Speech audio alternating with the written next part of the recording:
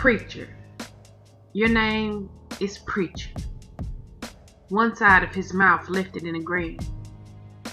That's what they call me. Okay, Preacher. Can you explain to me how it is you caused a 5-ton gate to raise all by itself? Belief. I looked at him as if he had grown a tree out of his head. Wait. I wasn't being fair. Maybe I had heard him wrong. Excuse me? I asked. His one-sided grin reappeared. Belief, Bot. Through belief, I caused the gate to rise. His deep midnight gaze was so penetrating, I felt like it just drawed me in. I could not look away. I blinked, exhaling. How can I help you, sir? Have you come to see Dawid? I've come to see him, and you as well. And he looked down at Yafa, who was clutching my leg. He squatted down to her level, and amazingly, she let go of my leg that she had just been clutching for dear life and walked to him. I frowned. He smiled at her. Shalom, little bot, he said to her. I looked at Simon across the yard. He was watching the preacher with narrowed eyes. The preacher gently put his big palm on Yafa's little chest, and then he closed his eyes for just a moment. I was torn with wanting to pull her away from him, and yet there was something about the preacher. He had this mysterious air about him. A few minutes later, he removed his hand. Little Yafa was staring at him with wide eyes. Then he smiled at her. And I put my hand on my chest because a miracle happened. She smiled back at him. I have never seen her do that, I gasped. The preacher stood and then ruffled her little brown puff of hair with his hand. It's why our master asks us to be like the little ones. You see, they don't hold on to things that are outside of our control, like adults. Our master, I asked. Yehoshua the Messiah, he said. Ah, yes, the Savior. I blinked at him before I looked back down at Yafa, who had taken my hand again. She smiled up at me. Through tears, I smiled back at her. Everything about her had changed. It was as if a weight was lifted off her little shoulders. What had he just done? All of a sudden, she had become animated, where before she just stood still. Now she was fidgeting and pulling at my scarf. She even held up her hand for me to lift her. I scooped her up in my arms. Hey, beautiful, I whispered to her. Oh, y'all. She said hey back, or what I think was hey. It was hey in Yafa language. Then she began to babble in her little 2-year-old language. Hallelujah, my bell said, somewhere behind us. I turned to look at her. She stood with her hands in front of her mouth, staring at the preacher as if he was an angel. An angel. I whipped back around to look at him.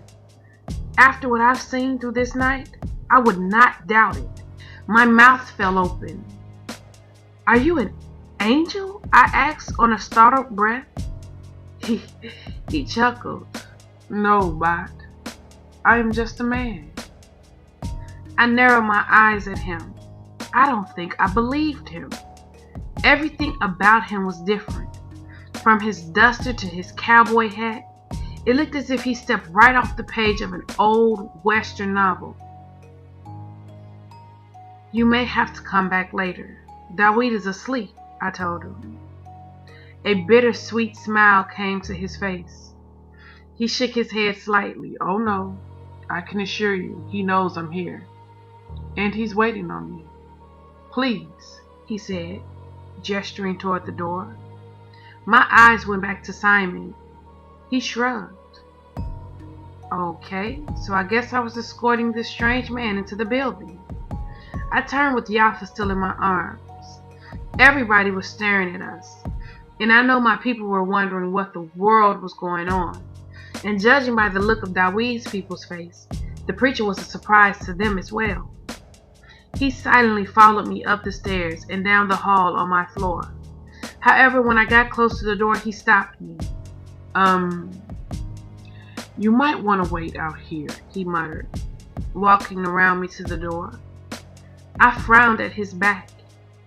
He put his hand on the door, but before he turned the knob, I thought I heard him say, I'm too old for this, before he exhaled and entered the quiet loft. Too quiet. Something was wrong. Hesitantly, I followed behind him and came up short at the sight of Daweed standing in the middle of the loft holding his 2 guns in his hand. Although he was not pointing them at anyone and they were facing the ground, everything about his air said he was about to kill someone. In fact, it appeared as if he stood in the center of the room at war with himself. He breathed heavily through his nostrils, like an angry bull. His big chest rose and fell as he took deep breaths. There was a fierce frown on his face. He had on a pair of jogging pants and a tank top. He wore his empty shoulder holster. Daweed, I said cautiously. I didn't know him well enough to know what was going on with him.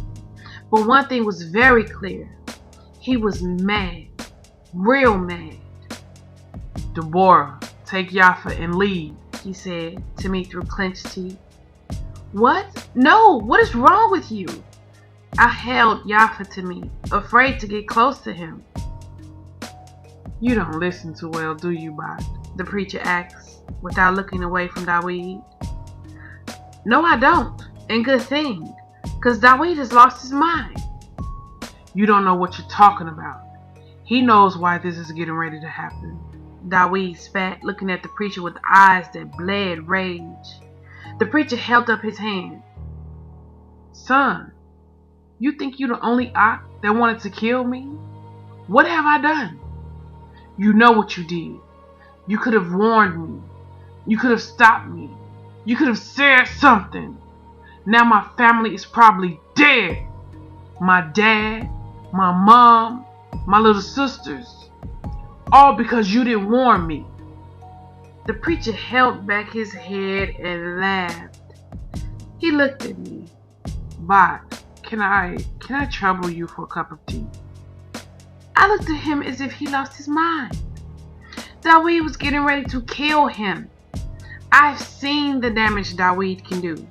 And yet the preacher, he didn't even look afraid. Not at all.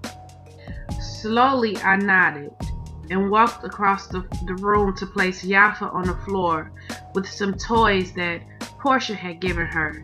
They used to belong to Fat Freddy. She instantly tried to follow me, gaggling and giggling the whole time. Her dad was so mad he didn't even notice that she was speaking. I took her back over there and boxed her in a little area using a settee, a chair, and a small couch that I had in my loft. When she saw that she was trapped, she settled down with the toys to explore them. It's amazing how easy we can shift the blame for our lot in life from our own shoulders to the nearest available person. You decided to kill your brother that day, son, the preacher was in the middle of saying when I got back towards the kitchen area where all the drama was unfolding. He hurt my sister. Come on, Daweed. Don't tell me you still lying to yourself about that situation. You know, as well as I, that there ain't a person in the world who loved Anataya more than Monroe. The preacher said. I heard them. She told him to stop. She cried out. When I got there, he had her shirt in his hand, tore away from her body. What was I supposed to do? That was my sister, he spoke with the guns. My son, you acted on a matter without knowing the whole of the matter. You judged your brother. No, Daweed spat. I could see him battling with himself. He wanted to shoot the preacher, but it was like he could not lift his arms to do it. He was at war with himself. I finished the tea, really confused, and I handed it to the preacher, who was now leaning casually against the wall, as if they were discussing the weather. I carried the teacup to him on a saucer. He took the saucer and everything. "Thank you, Bart." I nodded, and without looking away from Dawid, who was going through something strange within himself, I sat at one of the chairs at the table. "Know what, Dawid?" the preacher said after he took a sip. "No, you didn't judge your brother? No, you didn't believe he was crazy? No, you didn't prejudge the situation before you knew the whole of the matter? No, you didn't decide to take his life?" The muscle ticked furiously in Dawid's cheek. He didn't look up at the preacher. He just stared down at the floor.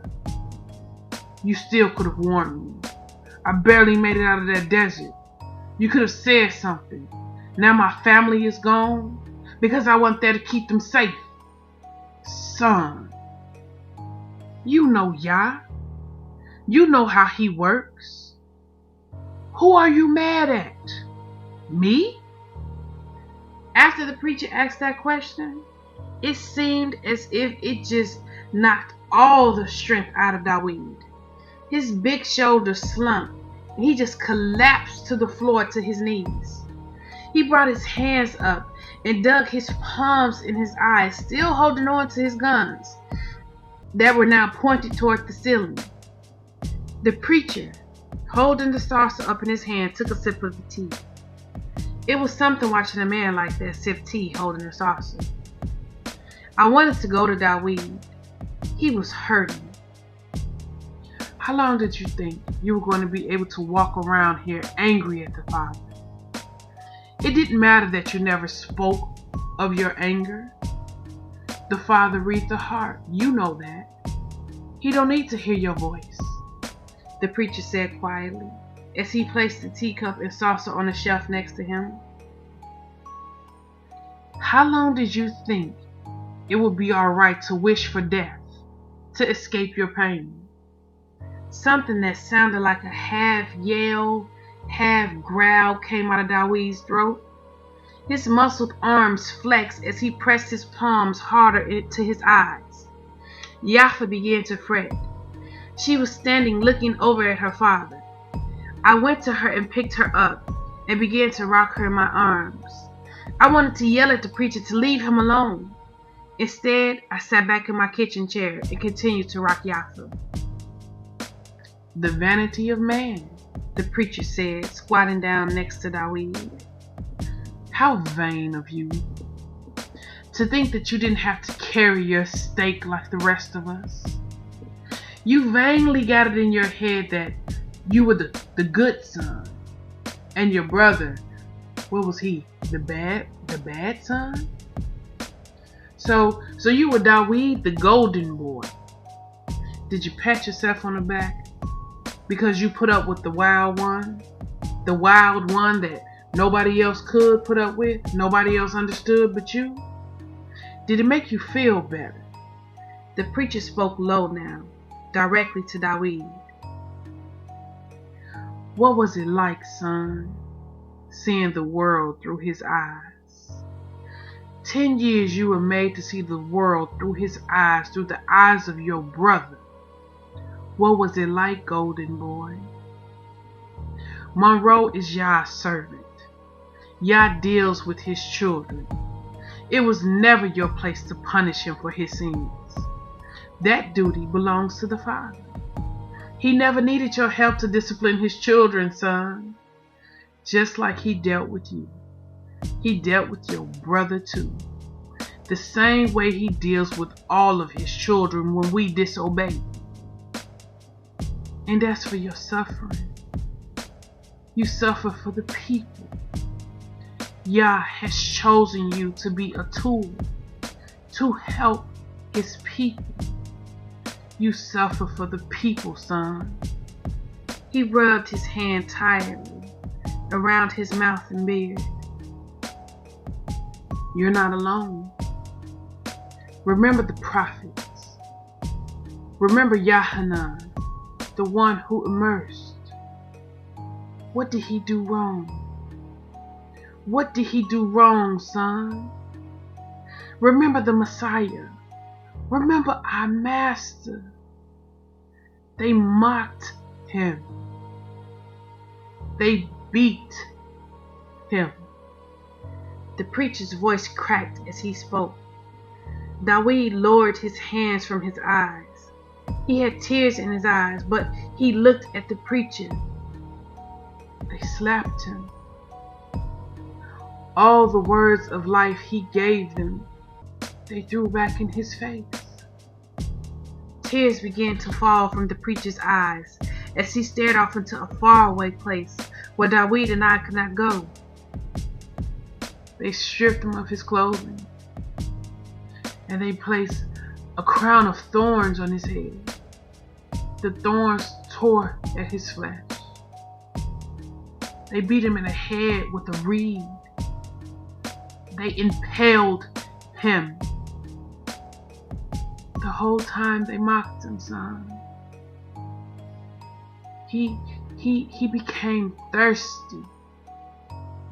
These people who didn't understand that he was doing was for them and their children, so that they could be free from the devil, from death. And they gave him bow to drink. Bow, Dawid. Count it all joy, son, that you can bear your stake and walk with him. For it is written, if anyone wishes to come after me, let him deny himself and take up his stake and follow me. For whoever wishes to save his life shall lose it, and for whoever loses his life for my sake shall find it. Dawid looked up at the preacher, and slowly he began to nod his head. The preacher still squatted in front of him. He nodded his head back at him. Dawid put his guns back into his holster.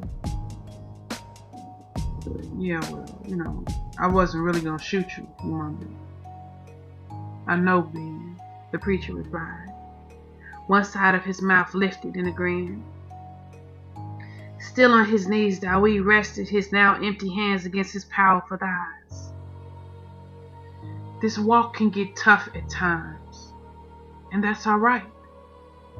Sometimes we lose our way. We lose sight or the finish line. But I need you to get back in the race, son, because this war ain't over yet. Far from it. And trust me, Dawid, it's going to get much worse before it gets better. We're on our way. We're on our way into phase 2, son. Slowly, Dawid nodded his head. You back with me? The preacher asked, lifting his mouth in a one-sided grin. Dawid nodded again. Good. Because you one of the best warriors we got. And for right now, we need you to get these people east. Dawid nodded again. There are 37 men being led here to meet you. Each of them are leading a small group of people who all need to get east. These 37 men are all warriors of Yah. You will lead them and the people east. I was not told who these men are or where they're coming from, only that when the last man arrives, it will be time for you to move. These walls won't stand much longer. There is a Ravager washing over the earth, and only 3 places will be spared from his wrath. Neither of those places are here in this land, so you and the people have to keep moving. Take this time to rest, but, he held up a finger, prepare. When these walls fall, It will happen fast. The preacher stood. I will leave you to rest. I know your vessel is tired and has not recuperated fully. He turned to leave. He tipped his hat to me when he passed me. I look forward to watching you develop, Rod. And then he was gone through the door, shutting it quietly behind him. Dawid was still on his knees. He was staring at the floor, lost in his thoughts. I looked down. The baby had fallen asleep in my arms. I had so many questions, but like the preacher said, Dawid still looked very tired. He looked up at me and smiled. The preacher's back, he said. I nodded. I didn't know where he had been or where he went, but I just wanted to support Dawid. Who knew that underneath all that muscle, deadly warrior was a very troubled man that was going through a lot of pain. And I felt a connection with him. Is he gonna stay a while? I asked.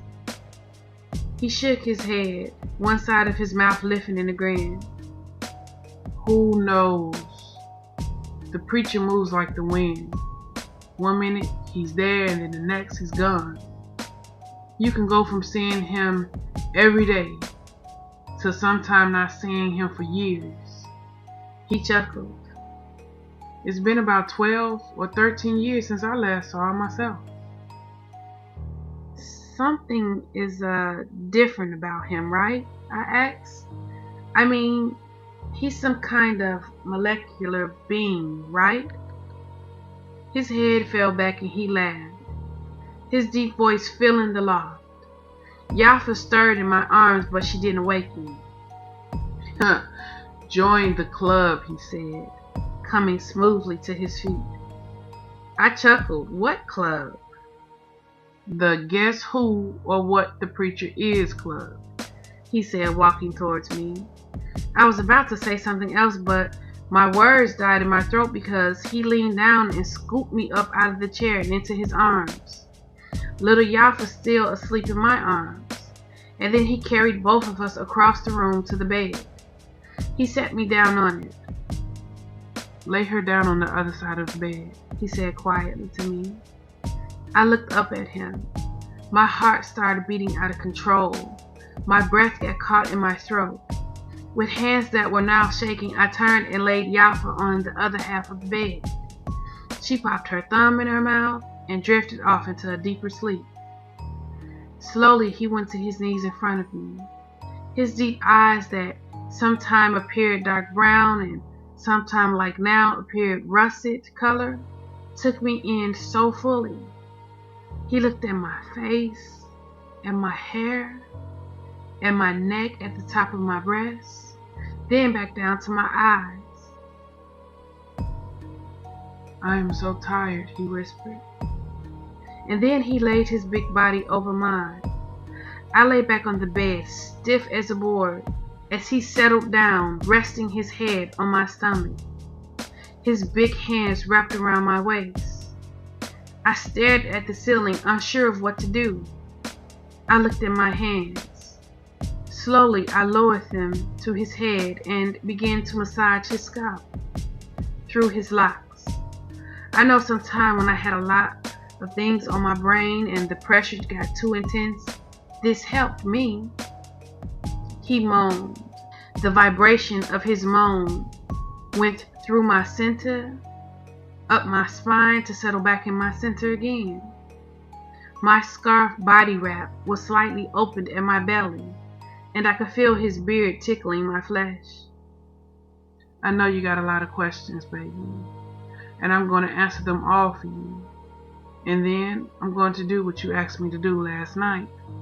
Tonight, I just need to take a little nap. I frowned up at the ceiling.